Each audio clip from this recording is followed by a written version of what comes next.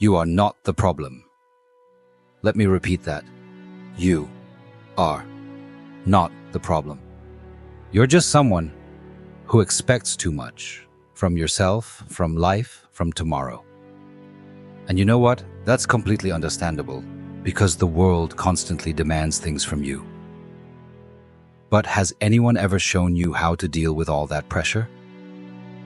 Today you'll learn that, but not through effort, not through motivation, through a method as old as life itself, and yet more modern than any app, the Lotus Method. If your mind feels like a burning trash can full of to-do lists, and your heart feels like a battery at 1%, then this video is for you. I'll show you how tiny changes can recalibrate your entire inner system. No pressure, no, just be motivated. Just one small step. And you'll be amazed how far that takes you. Your brain is like a muscle, and in recent years, you've trained it like a caffeinated hamster in overdrive. Multitasking, dopamine clicks, constant input. No wonder even the word calm makes you restless. But here's the truth. You don't need a dramatic new beginning. You need just one decision to pause. Briefly, slowly, consciously. Like a warrior who lowers his sword to hear the whisper of the wind. Your brain has been trained on the wrong things. Giving up feels easier than sticking through.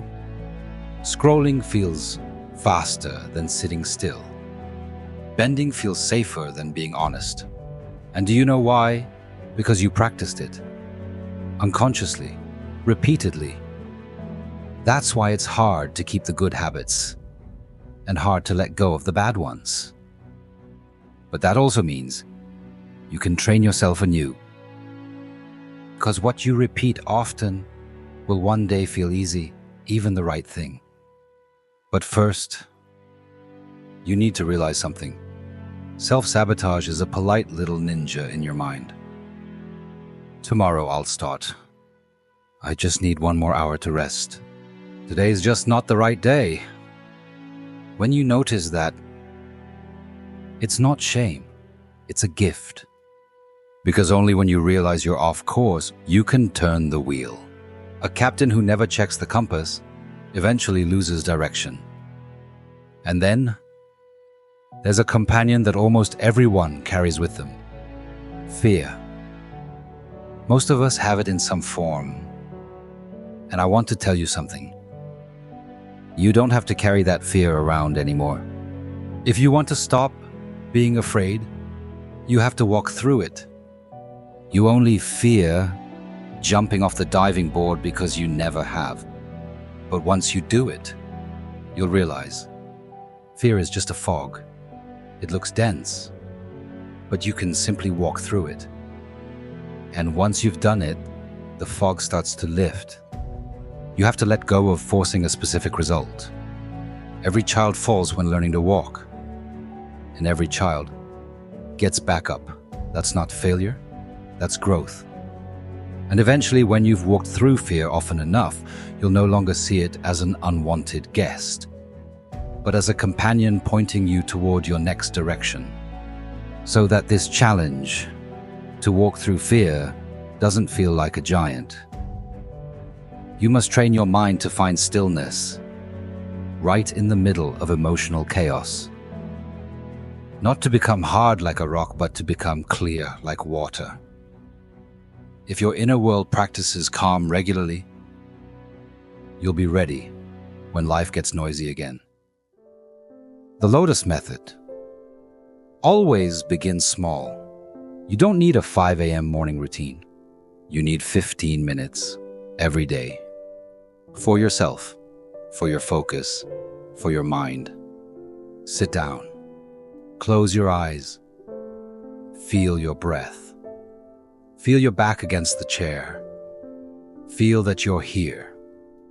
When thoughts arise, and they will arise, simply say, "Thank you, but I'm currently sitting with Sensei Lotus."